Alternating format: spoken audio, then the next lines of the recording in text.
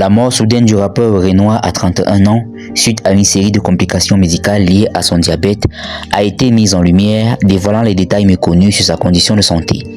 Son décès a fait l'effet d'une bombe.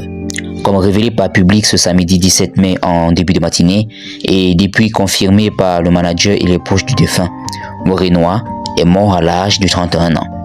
Selon nos informations, le rappeur numéro 1 était hospitalisé depuis moins de 24 heures à l'hôpital parisien de la Pitié-Salpêtrière.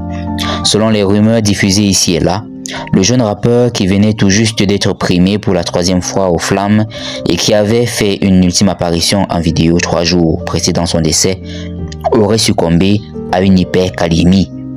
En réalité, cette hypercalémie n'est pas la cause de son décès, mais la résultante d'une défaillance immunitaire qui s'est faite en plusieurs étapes, comme on a pu le confirmer plusieurs sources proches du rappeur.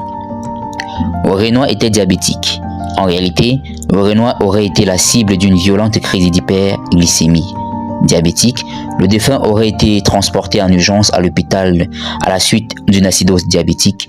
Sa prédisposition au diabète expliquerait justement la blessure ligamentaire qu'il affrontait depuis quelques jours, car les personnes diabétiques sont plus sujettes aux douleurs et lésions osseuses musculaires, pariétales et ligamentaires. À la suite de ce choc hyperglycémique, tout aurait malheureusement dégénéré. Une acidose aurait débouché sur une hypercalémie, soit un excès de potassium qui aurait plongé le rappeur dans le coma. Un premier arrêt cardio-respiratoire serait survenu en milieu d'après-midi ce vendredi et les médecins seraient parvenus à le réanimer. Défaillance multiviscérale. L'état de santé de Renoir, contrairement aux rumeurs, ne s'est jamais amélioré. Les médecins ont constaté une aggravation constante de la santé de l'artiste, primé aux victoires de la musique. Comme le révèlent nos sources internes, Renoir aurait ensuite fait face à un syndrome de défibrillation. Des caillots sanguins se forment dans les vaisseaux sanguins dans tout l'organisme et provoquent des hémorragies. Le flux sanguin est alors altéré, notamment celui du rénal.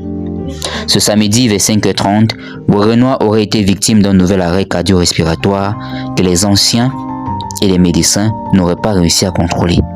Le rappeur aurait donc succombé à une crise d'hyperglycémie causée par un diabète qui a ensuite débouché sur une hypercalémie, puis un syndrome de défibrillation et une baisse létale d'hémoglobine dans le sang. Puisse-t-il reposer